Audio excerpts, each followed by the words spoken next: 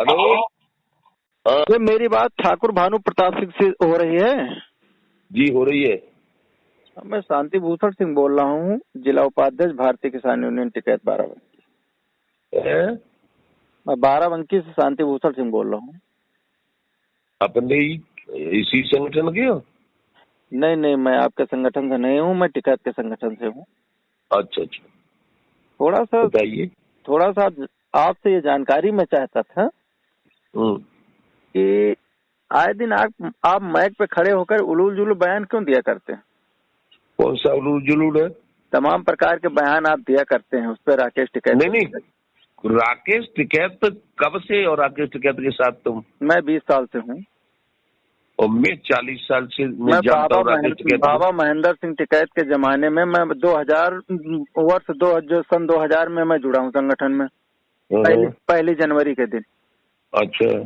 हाँ, तो 21वां 2000 के में 2000 जनवरी 1 जनवरी 2000। हाँ, तो राकेश ने मतलब जैसे ये जेपी ग्रुप से और ये जो ग्रेटर नोएडा अथॉरिटी है उससे और नोएडा अथॉरिटी उससे रुपया नहीं लिया है 10-10 करोड़? अच्छा, 10-10 करोड़ लिया। तो भारत सरकार अभी जब जांच कराई तो कुछ नहीं मिला उनके पास में। कब करवाई? अभी जब आंदोलन पे जब वो जो दिल्ली वाला सवाल, जांच नहीं हुई है बेटे, अब जांच होगी। अच्छा, तो जांच नहीं हुई है। जब जांच हो जाए, जब वो दोषी पा जाए, तब आप हल्ला मचाइए। तो मेरी बात सुनो तुम जी। और वो एक दिन बोल रहा था भाषण में, क्या बोला? एक नेता राकेश टिकैत के पास गया, उनके राजनाथ सिंह के पास, उससे 20 करोड़ लेके मेरे घर चला गया और घर वालों ने रोड़े मारा तो भाग के फिर यहाँ चिल्ला बॉर्डर पे आ गया। तो वो कहेगा। देखिए, मैं आपसे शालीनता से बात करता हूँ। देखिए, सुनिए हमारी बात।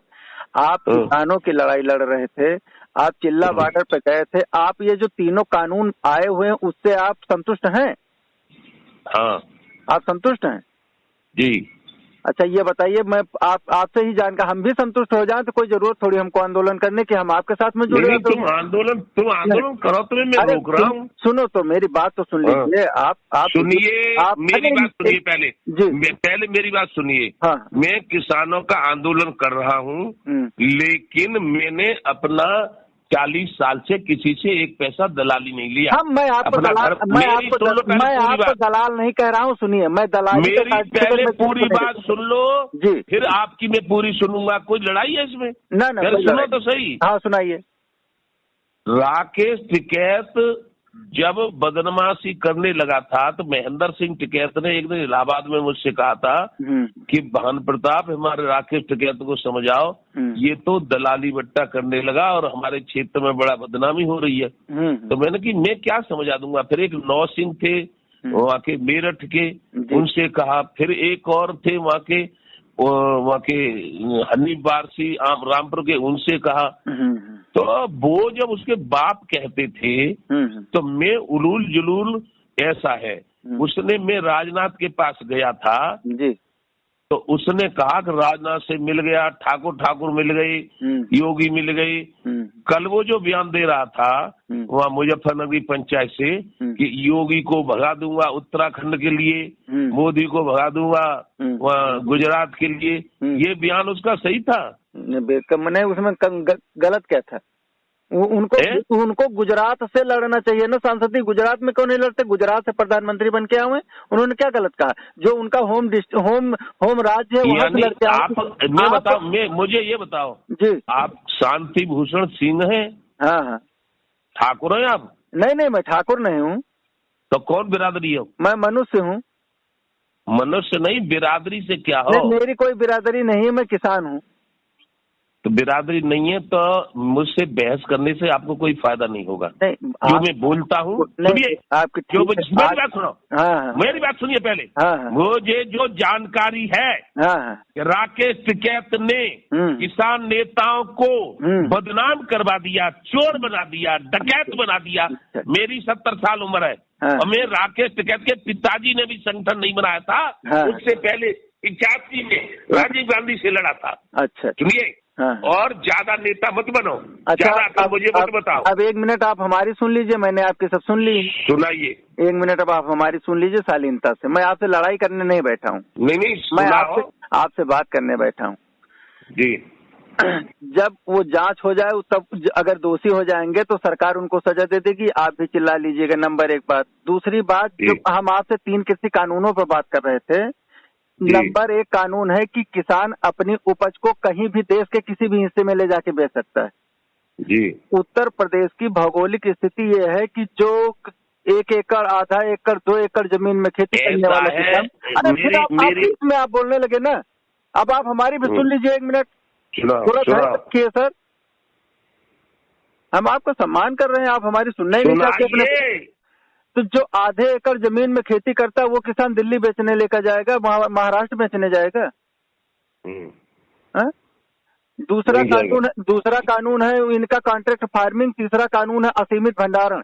किसान कभी भंडारण करता है जी। भंडारण तो वो करते हैं जिनके पास पूंजीपति हैं, जो पैसा रखे हुए, भंडारण वो करेंगे। कॉन्ट्रैक्ट फार्मिंग सबसे पहले जैसे इनका एग्रीमेंट होगा, खाद ये देंगे, बीज ये देंगे, दवाई ये देंगे, सब कुछ ये देंगे, तो ये जो हमारे मार्केट में जो पहले से खाद बीज की दुकान खोले, ये बेरोजगार हो जाएंगे, नहीं हो जाएंगे जी।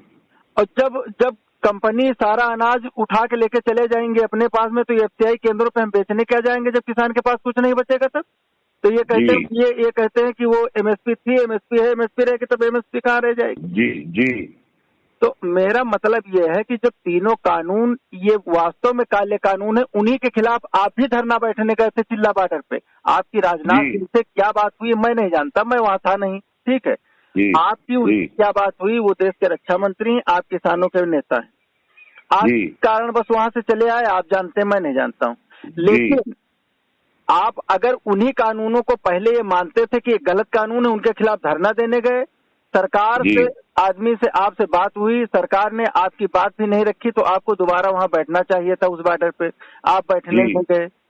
तीसरी बात ये है, मेरी बात सुन लीजिए, मैं आपकी सब सुन रहा हूँ, फिर मेरी भी सुनना आप। हाँ, हम आपकी सुनेंगे, आप 1 घंटा बात करेंगे, 1 घंटा बात करेंगे। बोलिए। तीसरी बात जो एक वो है बीएम सिंह वहां से भी भाग के चले आए, और जब भाग के चले आए तो अभी गन्ना आयुक्त कार्यालय पे लखनऊ में आए थे धरना देने के लिए। दूसरे दिन पुलिस ने रात में भगा दिया, औकात नहीं थी कि वो दोबारा बैठ जाते वहां पे। किसानों का शोषण करके कोई आगे नहीं बढ़ा है, ठीक है।